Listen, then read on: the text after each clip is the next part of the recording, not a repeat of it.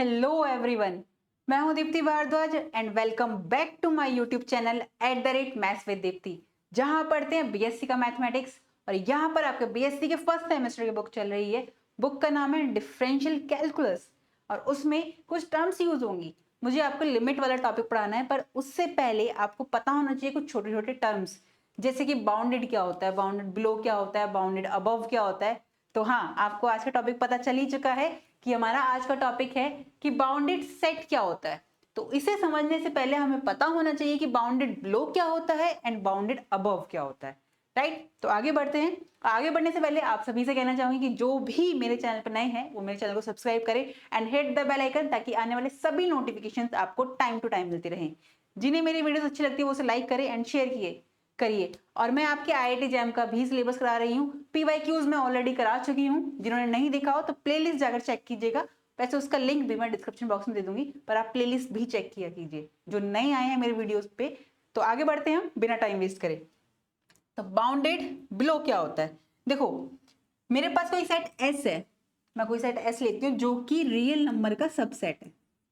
Right, real number का subset है। इसमें अगर मैं इस एस सेट को कुछ इस तरीके से लिखूं कि एक्स सच दैट एक्स मेरा बिलोंग करना चाहिए रियल नंबर में। राइट, इस तरह से लिखते हैं। अब यहां पर मेरे पास देयर एग्जिस्ट क्या, एक रियल नंबर होना चाहिए, कोई भी रियल नंबर होना चाहिए जो एग्जिस्ट करना चाहिए, जो कि ग्रेटर देन 0। वो रियल नंबर मैंने मान लिया के है। ठीक है, और वो कैसा है, सच दैट कि के मेरा ग्रेटर देन 0 है। यानी कि ये छोटा हो सकता है, बड़ा हो सकता है, वो तो पता नहीं, पर ये ग्रेटर देन 0 है। या यूं कहूं ग्रेटर देन भी नहीं लेते हम, हमें के एक रियल नंबर एग्जिस्ट कर रहा है। ये नेगेटिव भी हो सकता है, पॉजिटिव भी हो सकता है।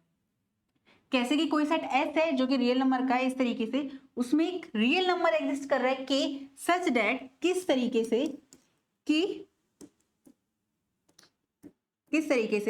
कि जितने भी एक्स आ रहे होंगे इसके अंदर वो सारे के सारे छोटे होंगे इस के से।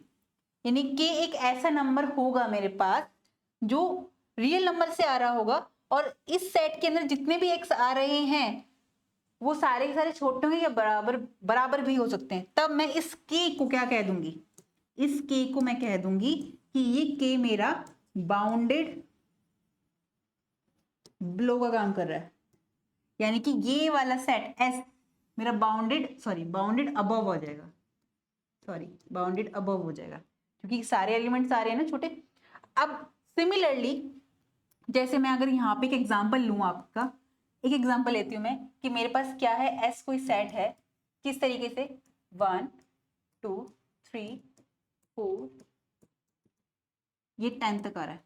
राइट, तो इसमें जो मैं ये देखूं क्या कोई ऐसा नंबर मुझे मिल रहा है जो जिससे सारे एलिमेंट छोटे हैं, तो हमें मिल रहा है ये जो 10 है, ये जो 10 नंबर आ रहा है इसमें, ये 10 for all x belongs to S, जो कि सारे के सारे इसके लिए, या ये कहूं x less than is equal to 10 for all x belongs to S. कैसे, एक्स यानी 1 2 3 अप टू जितने भी 10 तक आ रहे हैं ये के, तो ये यही वाली कंडीशन तो सेटिस्फाई कर रहा है।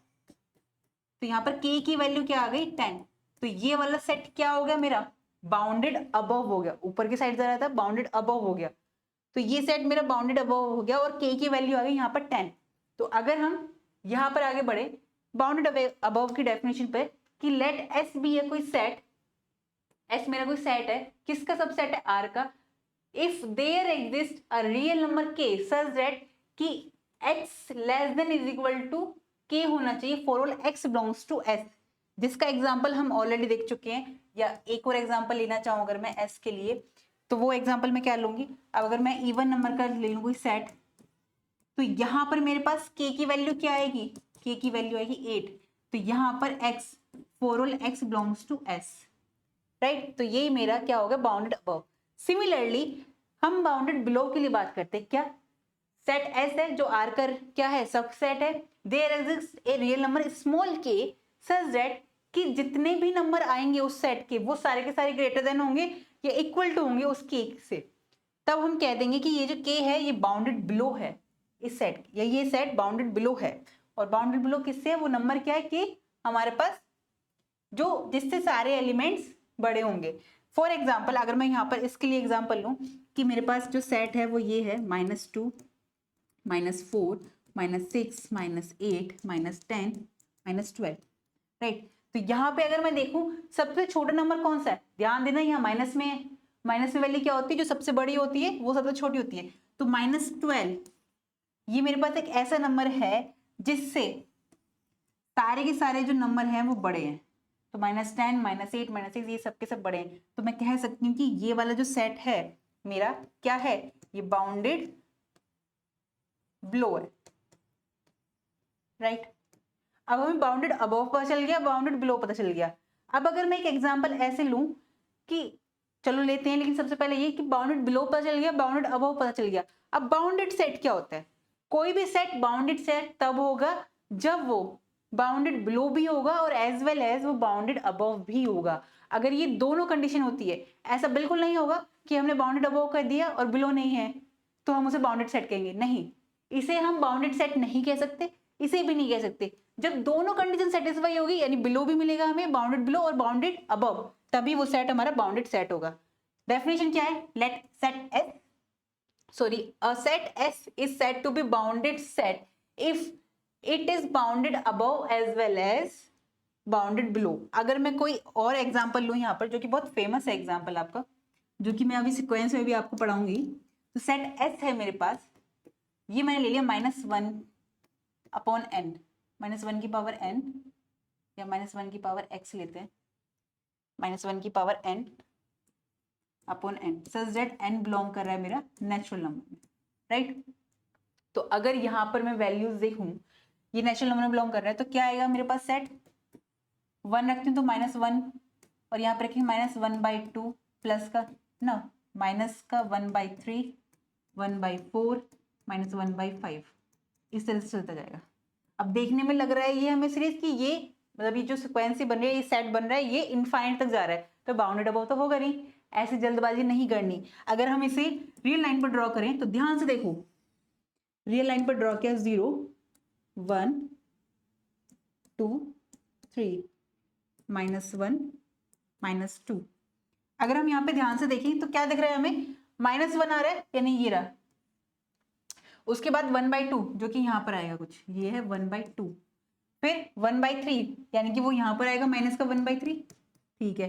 फिर 1/4 इससे और छोटा, फिर 1/5 माइनस का इससे और छोटा। तो हमने देखा ये 0 की तरफ जा रहे हैं, इस तरीके से जाते जा रहे हैं 0 के पास, राइट। यानी कि ये कहाँ पर बाउंड हो गया, -1 से 1/2 के बीच में बाउंड हो गया।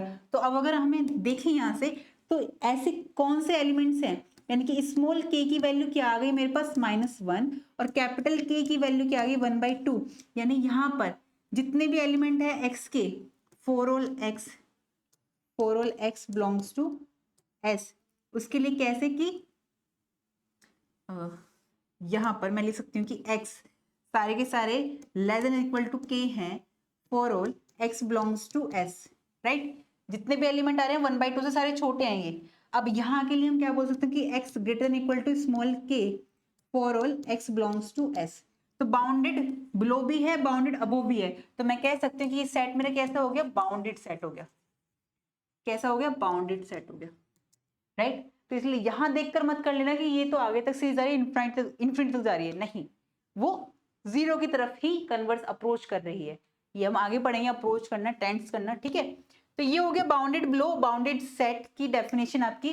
तो अगर मैं आपको यहाँ पर और भी एग्जाम्पल दूं या फिर आप मुझे एक एग्जाम्पल देंगे कि कोई एक ऐसा सेट लीजिए जो बाउंडेड बिलो भी हो, बाउंडेड अबव भी हो, यानी कि पूरा बाउंडेड सेट हो। और दूसरा आपको एक ऐसा, यानी आपको होमवर्क देती हूँ मैं, आपको होमवर्क में देती हूँ कि मुझे ऐसे कोई सेट का एग्जाम्पल दो, कोई एक ऐसा सेट लो जो बाउंडेड बिलो हो,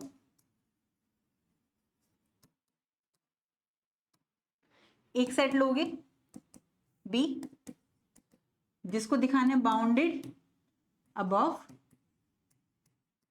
और एक सेट लोगे सी जिसे आपको दिखाना है बाउंडेड सेट।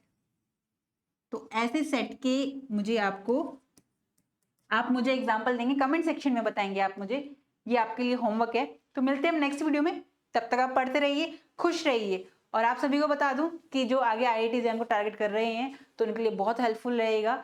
मैंने आपके PYQs करा रखे हैं, तो आप चैनल पे नए हैं तो विजिट कीजिएगा पूरे चैनल को, प्लेलिस्ट चेक कीजिएगा, आपको बहुत अच्छी वीडियोस मिलेगी जो आपके लिए हेल्पफुल रहेगी। और जो आगे IIT एग्जाम के लिए टारगेट कर रहे हैं तो अभी से कॉन्सेप्ट अच्छे से क्लियर करते चलें, क्योंकि मैं कॉन्सेप्ट पे ही बात करती हूँ, क्वेश्चंस तो कोई भी करा देगा। मेरा ये मानना है कि अगर आपके कॉन्सेप्ट क्लियर हैं तो आप थ्योरम्स हो या एग्जाम्पल हो आप इतनी जल्दी कर लेंगे और आपको कोई भी डिफिकल्टीज नहीं होगी। ठीक है, तो मिलते हैं हम नेक्स्ट वीडियो में, तब तक आप पढ़ते रहिए, खुश रहिए, नमस्कार।